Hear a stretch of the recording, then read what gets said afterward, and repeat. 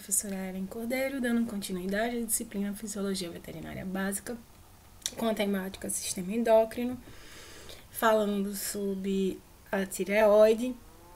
Nesse momento, nós chamaremos a atenção para o circuito independente do eixo hipotálamico hipofisário, constituído pelo hormônio produzido pela glândula tireoide, cujo nome é calcitonina.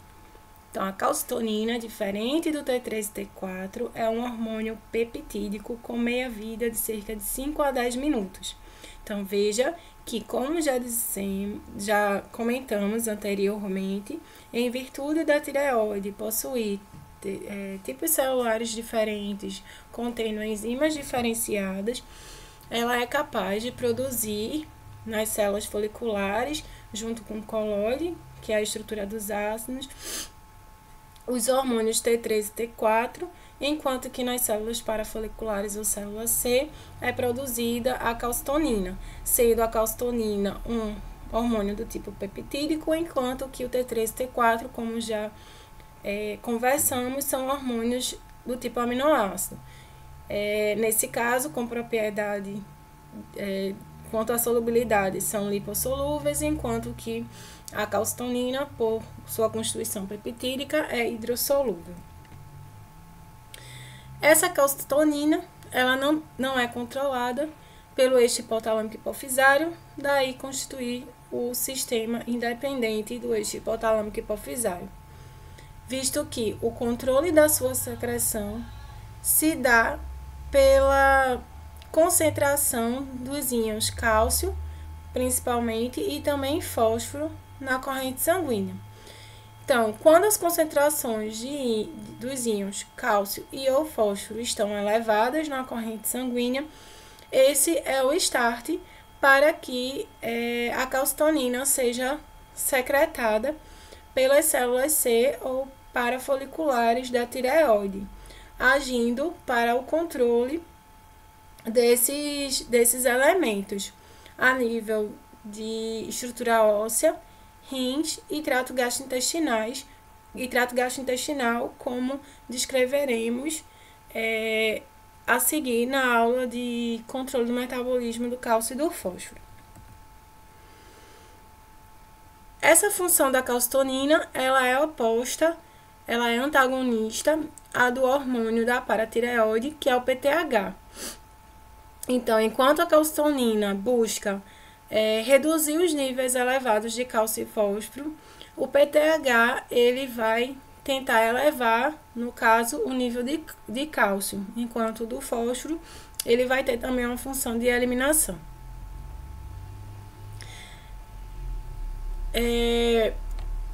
Voltando e descrevendo, né, de uma forma mais clara os distúrbios da tireoide, nós temos a possibilidade, como já dito, do hipertireoidismo ou do hipotireoidismo. No caso do hipertireoidismo, ele é causado por distúrbios a nível do circuito, né, do circuito da tireoide, em qualquer uma das suas porções, seja no hipotálamo, na adenopófise ou na própria tireoide, de modo que tenha como resultado a elevação dos níveis de T3 e T4 no organismo. Então, para ser hipertireoidismo, temos que ter caracteristicamente essa elevação dos níveis dos hormônios sintetizados na tireoide, nesse caso, T3 e T4. Com a elevação do T3 e T4,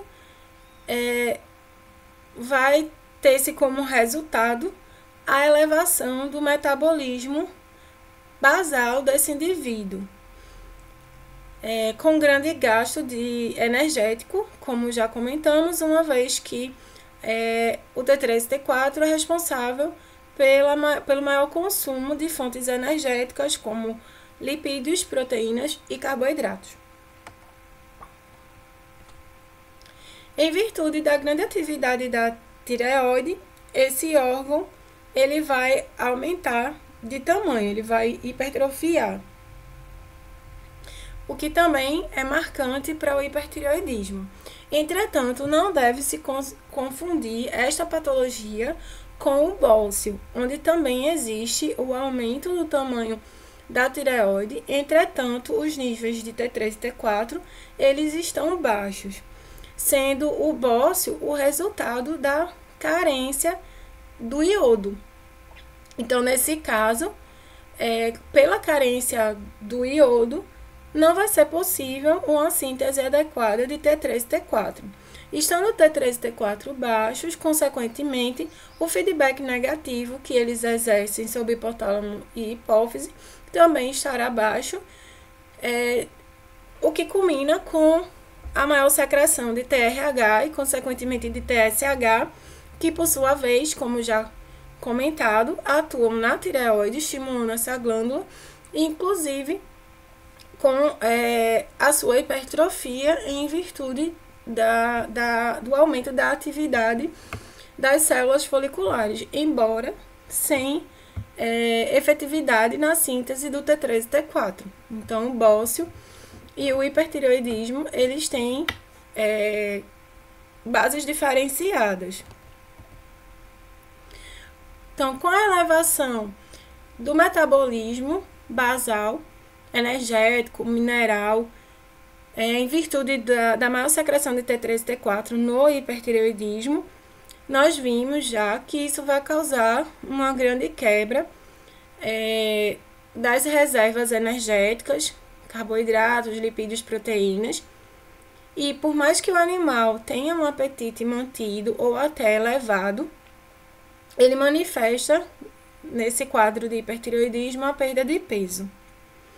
E também é um animal que sempre procura locais frios, em virtude da maior produção de calor resultante do metabolismo elevado, da aceleração metabólica, em virtude da maior secreção de T3 e T4.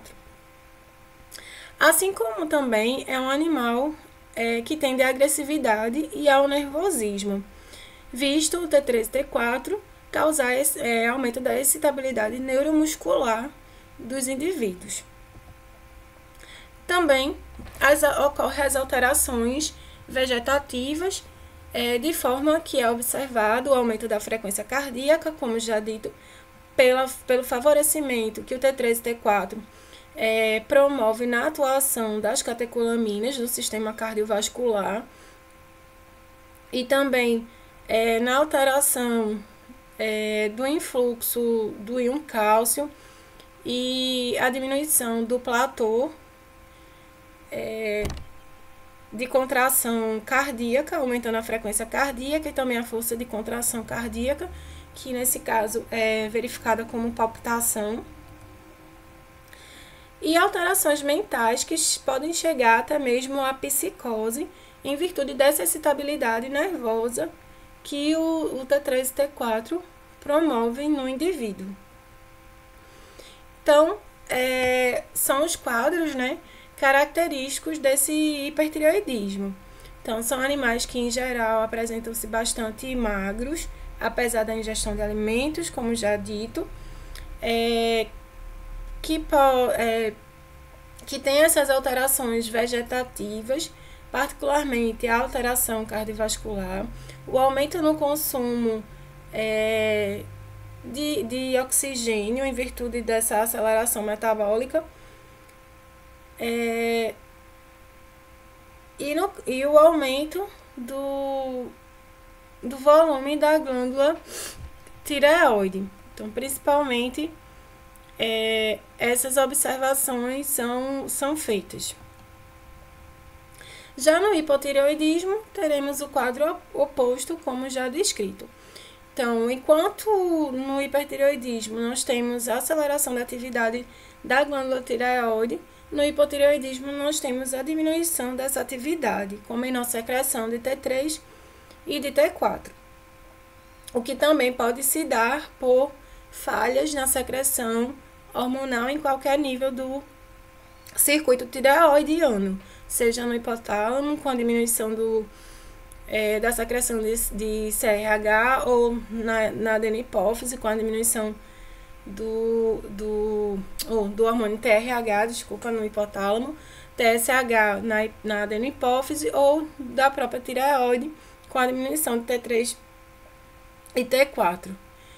Em virtude disso, o metabolismo é diminuído. A glândula tireoide ela apresenta-se reduzida em virtude dessa redução de atividade bilateralmente. Em virtude dessa diminuição na concentração dos hormônios T3 e T4 e, consequentemente, do metabolismo, esse animal ele vai ter um quadro de letargia, inapetência, inclusive chegando até mesmo à depressão, em virtude da diminuição da excitabilidade neuromuscular. Então, esse animal, inclusive, tende realmente os indivíduos com hipotireoidismo a terem a manifestação de quadros de depressão. Procuram locais quentes pelo fato de que a diminuição metabólica também culminará com a redução na produção de calor e, consequentemente, dos mecanismos de termorregulação. Então, esse animal sente mais frio. Problemas dermatológicos são bastante frequentes, uma vez que o T3 e T4 já comentamos que interferem na síntese, né, de tecidual e, consequentemente, também na estruturação da pele, estruturação de pelo. Então, ele vai ter essa alteração dermatológica, em geral, é observada no hipotireoidismo. E, mais uma vez, lembrando que todas as imagens usadas foram retiradas do Google Imagem, com algumas exceções que foram oriundas de livros. E, em virtude desses direitos autorais, solicito encarecidamente que não compartilhem, né, não é permitido o compartilhamento dessa videoaula, nem do link, nem que sejam baixadas, uma vez que, única e exclusivamente, elas são direcionadas ao uso durante a disciplina pelos alunos matriculados na disciplina, usando a nossa sala de aula virtual AVA, onde o link está disponível e será disponibilizado durante toda a disciplina. Bons estudos e até a próxima aula.